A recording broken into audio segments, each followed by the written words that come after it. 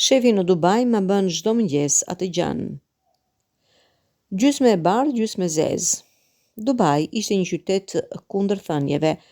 Guri i bardhë, dritë blinduese dhe betoni i zbet kundër qiellit të kaltër të pamëshirshëm. Pasqyrat e jashtme të ndërtesave të larta reflektonin njëri tjetrit në një pafundësi të fryrë, duke krijuar iluzionin se isha në mes të një labirinti pafund. Në mes të kësaj simetrie të përsosur, punova si asistentja e drejtorit të marketingut në një nga hotelet më luksoze të Palm Jumeirah. Dhoma ime e punës kishte pamje drejt arabikut të qetë, por e vetmja që shija ishin shifrat në ekranin tim dhe formën e shefit në dritën e hënës së monitorit. Ai quhej Khalid. Ishte një emirat i një familje me ndikim, burr në të 30-tet e tij me flokë të zezë, të lëmuar dhe sytë kaq të errët sa të bënin të mendosh për vrimat e zeza.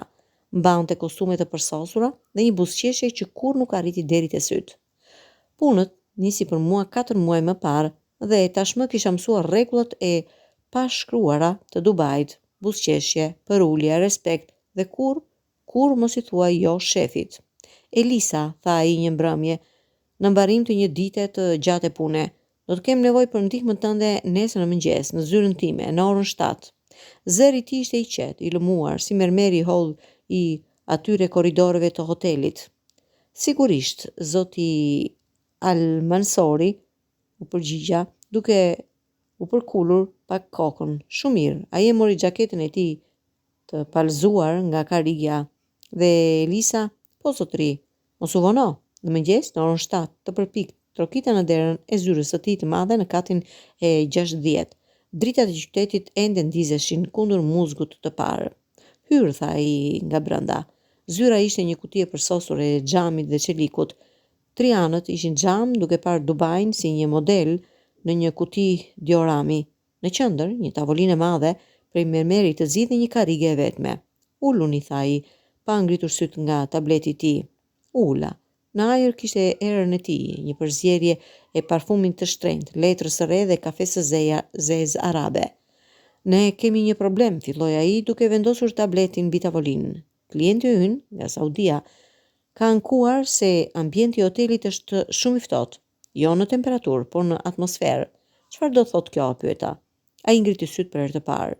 Do të thotë se nevojitet një ndryshim në strategjinë tonë të marketingut, një ndryshim që kërkon sensibilizim të veçantë. Dhe pastaj, pas një tranzicion, ai shtoi. Lëvizni karrigen tuaj më afër tavolinës. Ngrita kokën duke u përpjekur të lexoj shprehjen e tij. Ishte neutrale, e pashpërfillshme. Por diçka në tonin e tij ishte ndryshe. Ishte një urdhër, jo një kërkesë. E bëra siç tha. Karrigja e lëkurës së shqiti pa zhurmë në dyshemen e qetë të mermerit. Shihni këtë, tha ai, duke treguar me kokë drejt pamjes nga dritarja. Qyteti i parë në botë i krijuar plotësisht nga mendja njerëzore, çdo detaj i projektuar, çdo kënd i matur, çdo marrëdhënie llogaritur. Nuk dija çfarë të thoja ndaj heshta. Ai u ngrit dhe doli nga tavolina. Por ndonjëherë, madje edhe në një botë të tillë të përsosur, një gjë rrëshqet nga llogaritja, një ndryshim, një papërsosmëri. Ai u ndal pas karriges sime. Dora e tij u vendos në shpatullën time. Prekja ishte e lehtë, por ndjehej si një shenjë. Ju jeni një punojse e shkëlqyer, Elisa, por keni një problem. Çfarë problemi, zotëri? Pyeta, duke u përpjekur të mbaja zërin të qetë. Ju jeni tepër e pasive. Pritni udhërrëfyes, pritni leje. Në botën tonë, kjo është një dobësi. Dora e tij u rrëshqit përgjatë krahut tim. Sot do t'ju mësoj diçka. Do t'ju mësoj se si të merrni kontrollin. Kur dora e tij arriti dorën time, ai e ktheu atë përmbys. Gishti i tij i madh gdhendi pëllëmën time. Në botën e biznesit, kontakti fizik është një gjuhë që ju nuk e flisni. Më falni, përshpërita. Nuk ka nevojë për kërkesë falje, tha ai, duke u ulur në bulsë të tavolinës, duke ju afruar fytyrës sime. Ka nevojë për mësim. Era e tij e parfumit më përhapej. Në Emiratet tona, ne i dim vlerat e kontrollit, i dim kufit dhe ne i dim çfarë ndodh kur dikush i kalon këto kufi. Më falni, përsërita, duke u përpjekur të tërhiqem. Dora e tij u ngrit në faqen time. Më falni. Kjo është e vetmja gjuhë që dini.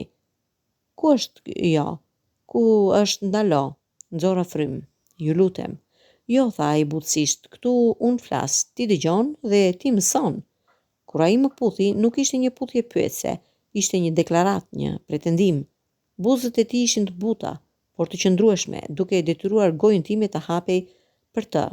Dora e tij e dytë u ngrit në qafën time, duke më mbajtur atje. Kur u tërhoq, syri i tij ishte ende i errët, të pashprehur. Tani, tha ai, ti mund të ngrihesh dhe të ikësh, ose mund të mësoni. Këmbët e mia dridheshin. Punë, shlyerjet e qeras, familja në Shqipëri që priste para që dërgoja, dhe një pjesë e thellë e turpshme e qenies sime që kishte mësuar t'i bindej pushtetit. Çfarë po kërkon nga unë? Pyeta. Zëri i brisht. Unë kërkoj që ti të mësosh, përspëriti ai. Të mësosh se si të marrësh kontroll. Dhe sot, mësimi i parë është se ti nuk mund të kontrollosh asgjë derisa të pranosh se dikush tjetër kontrollon ty. Dora e tij filloi të zgjidhte butonat e bluzës sime. Secili klik tingëllonte si një goditje e madhe në dhomën e qetë. Mos, përshpërita, por fjala doli shumë e dobët. Nuk ka mos në mësim, korrigjoi ai. Ka vetëm po, ose ndalo. Dhe nëse thua ndalo, unë ndaloj.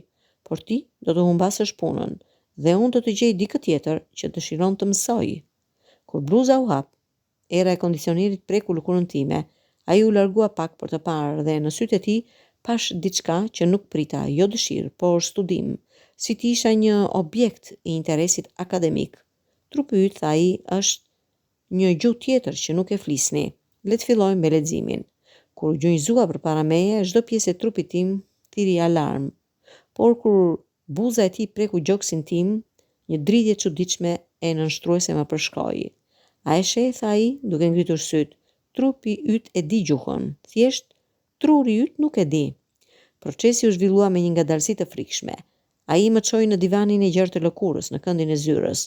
Nuk ishte nxitim, nuk ishte urgjencë, ishte si një ceremoni e ngadaltë, ku secila pjesë e trupit tim u zbulua, u prek, u studiua. Pjesa më e rëndësishme e kontrollit, vazhdoi ai, ndërsa gishtat e tij lëviznin përgjatë kofshës sime, është të dish se kur të dorëzohesh dhe tani ti je duke u dorëzuar. Kur ai hyri brenda meje, ishte me një matje të plotë, jo me dhunë, por me një prezencë të plotë, të vendosur, që më bën të ndjej sikur isha e mbushur, jo vetëm fizikisht, por edhe mendërisht. A e ndjen? Përshpëriti ai, buzët e tij të afërta me veshin e tim, kontrollin. Si ndjen kur dikush tjetër vendos për ty, kur dikush tjetër di se çfarë është më mirë për ty. Po, përshpërita, dhe fjala ishte vërtet, sepse në një mënyrë të çuditshme, duke u dorëzuar po gjeja një liri. Lirin nga nevoja për të vendosur, lirin nga përgjegjësia. Lëvizjet e tij ishin të sakta, të matura, sikur të ishte duke kryer një eksperiment.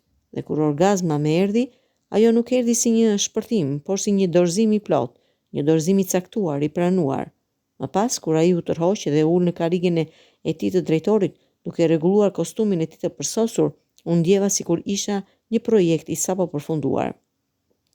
Mësimi i parë ka përfunduar, tha ai, duke e shikuar atë përsëri në tabletin e tij.